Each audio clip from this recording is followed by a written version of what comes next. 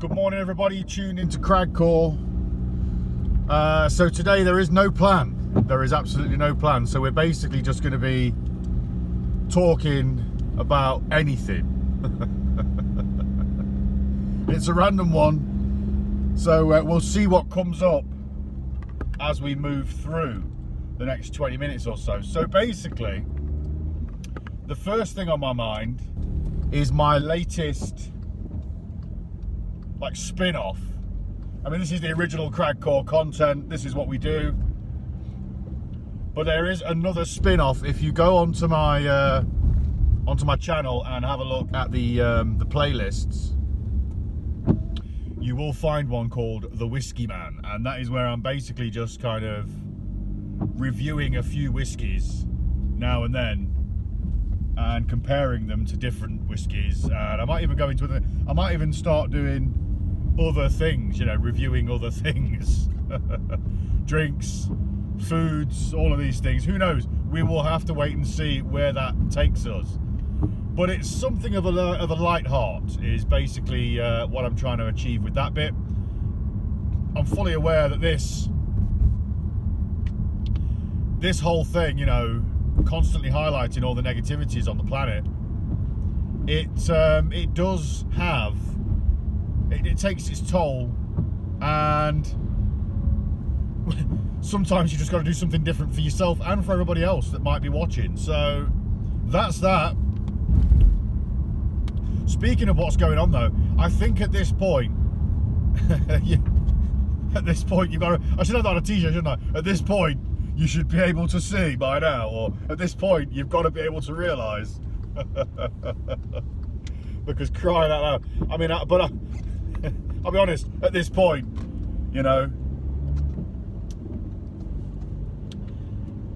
it's quite obvious, it's glaringly obvious, isn't it, that the world is run by a small group of people. I was watching something yesterday, and this guy was saying that it's estimated between 300 and 2,000 people that actually are in the nucleus of running the planet. Now, if you think about, there is like 7.5 billion people. Now think about what a billion is. It's 1,000 million, for crying out loud. So you've got 7.5 or so billion people, and you've got between 300 and 2,000 people running that, controlling that. You've got to then be able to see, should that be the case, you've then got to be able to see then that it would require certain tactics in order to keep the public in line. And I mean, I can see the merit. I would see the merit behind keeping a population under control, because ultimately, people, since we're all individuals, since we're all individuals with our own perceptions and all these different beliefs on what's right and what's bloody wrong and what we should and shouldn't be able to do. If you look at all of that, you've then got to be able to say, well, realistically, there could be chaos. There could be chaos, man. So people would need some form of regimen in place in order to stop chaos from kicking off, basically. I mean, I suppose all of this, whether it's good or bad, comes down to who is doing the controlling, who came up with the plan, and so on, and is that plan being abused in order to gain from, so, which is the place where we are now, in my firm belief. We are in a system that I do believe is required for, perhaps not this particular system, but there is a system in place that is required as far as a system is required. to keep the population in some form of order. And when you've got that many people, order is required, surely, of course, anybody will be able to see that. But ultimately we do find ourselves in a position as well where that system is being abused and it's being used to capitalise upon the population, and that is where we are. It's glaringly obvious, man. I mean, the system that we find ourselves in is full of control, and that goes as far as mind control, educated consent. That's been taken away. You basically can consent to things because you don't know that there are any other options. You're basically told from a very young age that this is the way it is and this is the way you live, and you will never question this, which is fucking madness. That in itself, I mean, once you start to look around, and the thing is as well, there's an awful, when you talk about what's hidden, so people are unable to make informed choices, the stuff that is hidden is absolutely, it's a fucking crime against humanity when you start to look at what's been hidden from from the human race. It's an atrocity to think. Knowledge of who we are as people, and what we're capable of. All of these things get flown around, don't they, about, people like to say, oh, we only use 6% of our brain or whatever it is. And yeah, that might be right. But remember, you're being told that. But even if that's the case, where's the other 94% gone? And that isn't, in my opinion, down to a lack of evolution. Because if it was a lack of evolution, well, then you'd only have 6% of a brain in the first place. Because surely, if the brain is capable of so much more, you're not going to get given that and only use 6% of it, or 8%, whatever it is. You're fucking not, are you? Let's just say 10% for argument's sake. You're not going to you'll only have a brain that is, say, for instance, a 10% capacity, and then you'd use all of it, wouldn't you? It's like you haven't got fucking 3 arms, but you only use 2. No, your body's got 2 arms, and you use them both. You've got 2 eyes, and you use them both. You don't fucking keep one closed, 2/3 of the day to kind of save it for the rest of the time that you might need it. No, you don't. So what my point is if you've got another 90-odd% of your brain capacity available to you that you're not using, well, then that is by design. And people just accept this. People just say, oh yeah, well, we only use, X amount of our brain. Fucking hell. And they just think that that's okay. Nobody seems to want to explore that any further as to why, if this is the case. So you've got to say that a lot of it would come down to indoctrination, putting your fucking head in a box basically and saying that this is the limits of it. And what goes along with that is, if you believe that you are an evolving species to the point where you are under-evolved now, well, then you will accept that you're only using 10% of 100% capacity as being okay. But if you switch that, if you change the way you see yourself as being a species of individuals that are far more evolved than what it is you've been told, and that information has actually been hidden from you, and the ability to use the rest of your brain has actually been stifled on purpose in order to stop you living to your full potential, because by living to your full potential you could cause a problem for the very small amount of people that want to try and rule over you, that are doing so for their own personal gain. So,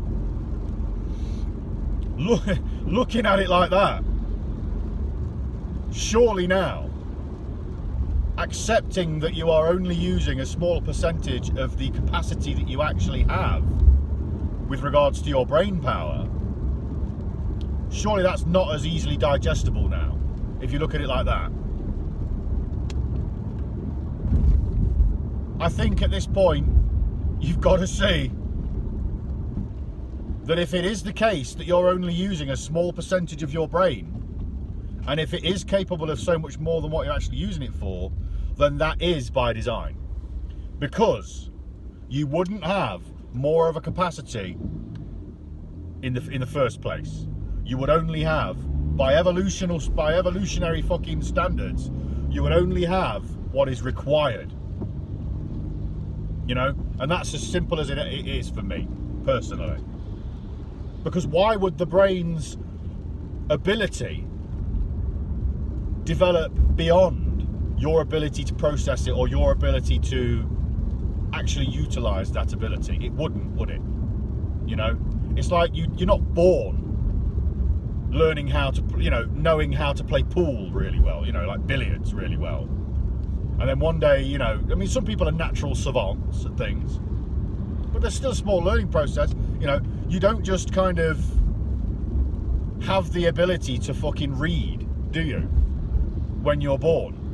No, you have to learn the alphabet first, and you have to learn the way words sound and stuff like this before you can actually comprehend the fucking Shakespearean work before you. This is my point. I mean, some folks are probably thinking, well, the book already exists. You just have to interpret it through learning how. And yes, fair enough. But the book didn't exist before somebody put it there. Somebody had to actually have the mind, capability to actually write that book.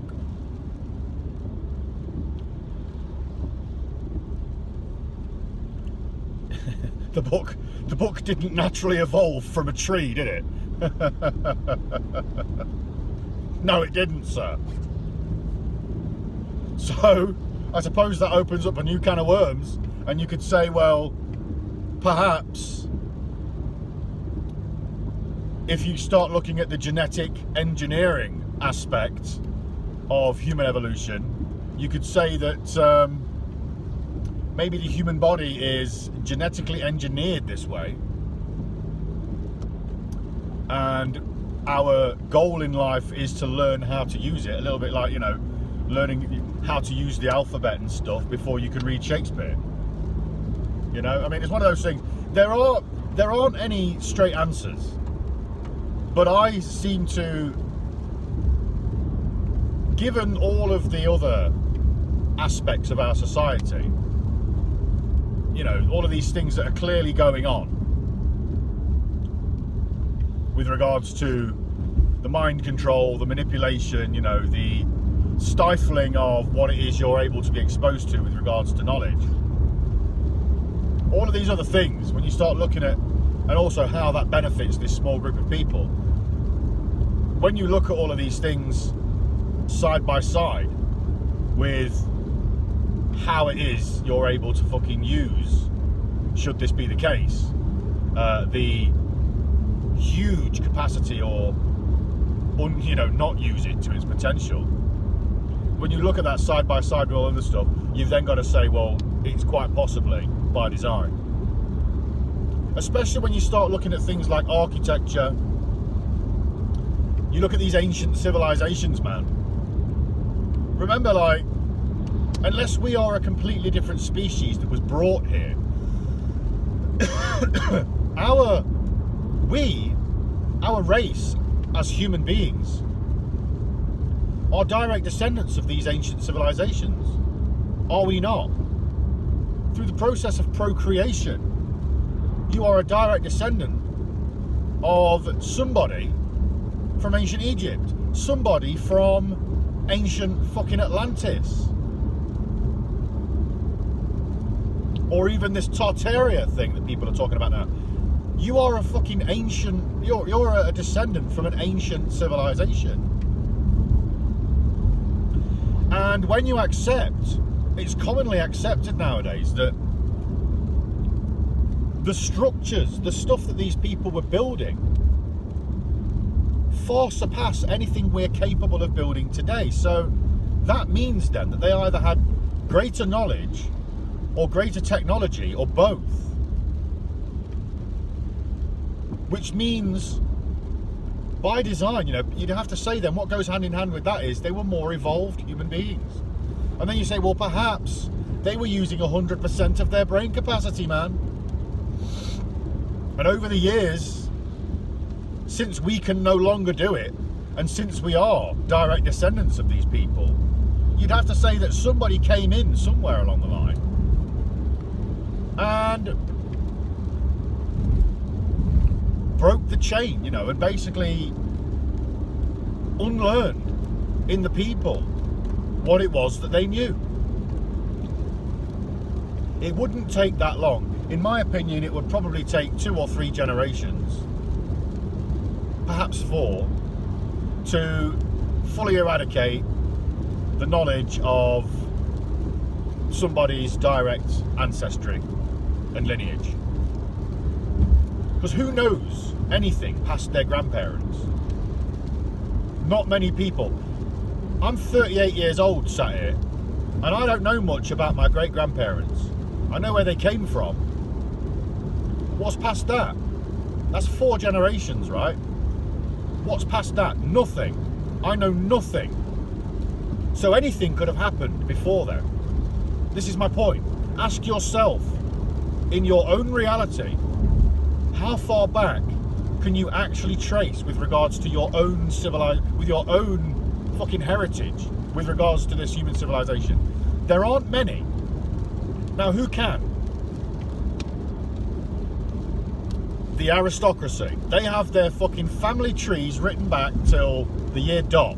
I bet they know whether or not they were fucking cousins with Jesus Christ. I fucking shit you not. These people are able to trace their family lineage because it's fucking important to them. And where do these people live? Well, they live in these ancient fucking buildings. But almost as if they're entitled to them, wouldn't you say? They do reign with a sense of entitlement, do they not? I mean, it takes a fucking very large sense of entitlement to even fucking consider the prospect of reigning over other people, does it not? So, do they know something that we don't? Through the fact that they're able to trace things back further than what we are, This is the things we have to be asking right now. Because it goes a lot farther than just accepting the reality that you've been given. You have to ask. And you've got to start with your own personal family's journey. It's funny. I was watching a dark journalist the other week, and he had Catherine Austin Fitz on there. And she was saying, I think I might have mentioned this before, she was saying that in order to understand how we've all been robbed, and she was talking financially, of course, at this point, I think. She may have been, she may not be, but I'm pretty sure she was. Yes, she was. She was talking about how, why are you still poor? And why are these people lording it up over everybody, basically? I'm paraphrasing. Why have you still got nothing? After all these generations, after all these generations, why is it your family still has nothing? Why is it still left on your shoulders to become the family millionaire? And you get all these other fucking people that are just born millionaires. Now, or have an amount of privilege that allows them to do it very easily. Now, that's one aspect of it, yes. But she's extremely on the fucking nose when she says that you need, in that respect, to look at your own family history to find out not only are you being robbed, but your parents were robbed, their parents were robbed, and their parents before them. And it's one big fucking self-perpetuating system that allows for the robbery of the people, because the people give away their sovereignty and just have been taught to accept that this is the way it is. But if you can switch that ever so slightly, and you just generally look at your family history and what that means for not just your financial situation, but your evolutionary state. Because again, you only accept, excuse me, you only accept the reality you've got before you right now and go along with it, happily, because that's what you're taught from birth. Now, then you start looking at, say, for instance, what it is you're taught and where that comes from. Well, it comes from a set curriculum, doesn't it? It comes from textbooks. It comes from history books. All of these books that are agreed upon and sanctioned by certain governing bodies. Again, as we go back to the old analogy of a book simply doesn't evolve from a tree. No. It's made, it's written. And if it's given to people as a source of learning, well, then it's agreed upon by the same people of whom it benefits to teach you what it is they want you to know. These same people that want to control you, they control you through knowledge. Do you think, look at this right here, there are many studies that say infants up to a certain age of about, say, 7 years old, they have higher capabilities for extrasensory perception and all of the things that go along with that. All right? All of these different senses that you have, that children up to a certain age have the ability for these in higher amounts, right? So basically, what does that say? Well, it says that up until that age, you haven't unlearned all of this. Because after that age, you start being able to read certain things, understand things for yourself. You go through the different psychological development stages, don't you? You get the egocentric, and then it's the exocentric, where the sociocentric stages and what have you. Which is why the first 7 years or so of a person's life is probably the most important, because that's when you're laying down the foundational programming for how they are going to perceive the world. Now, let's just say, for instance, on the opposite hand, it's a bit like a computer system, it can't understand things that it hasn't had typed into its fucking processing unit. It's like putting a PlayStation disc into a fucking Xbox. It doesn't know how to read it because it hasn't got the code in there that's able to decipher the fucking PlayStation's code. All right, that's as simple as it is. All right, so let's just say on the opposite hand, then you take a child, and instead of giving it the books and the information and the teaching, the knowledge that's been agreed upon by this society, let's just say that you keep them away from that, and you allow them to develop completely unencumbered. In fact, as a matter of fact, you nurture the extrasensory aspects of that human being. What do you think is going to happen as they grow up? If you don't teach them any of the shit that everybody else has been taught, and you kind of allow them to flourish naturally, and you nurture the things in them that they are naturally good at, and say, for instance, you don't tell them that this world is quite simply just a physical reality, and this is where you're bound, and money is God and all of that kind of stuff. If you don't tell them that kind of stuff, what do you think is going to happen? Their brain will just fucking switch on. And these other things that that we are all able to do, will be readily available to these people, in my opinion. And this is the thing, like, this is where it starts to come together, because you realise that it is by design, and you start to look at the system and you realise that this is a prison that we have put ourselves in. We have shackled our minds, we've shackled ourselves. It's a prison where we are the gods, not only to ourselves but to each other. Because through us being unlearned all of this stuff and then being taught other stuff that keeps you in a box, you don't know, therefore, how to teach anybody else how not to be that way. So what happens is you get this, like I've said, a self-perpetuating cycle. Because now you're teaching your kids how to be just like you. And if you're broken, well, then you're teaching your kids to be broken, because that's the only way that we know. So if you're a god in this self-made prison,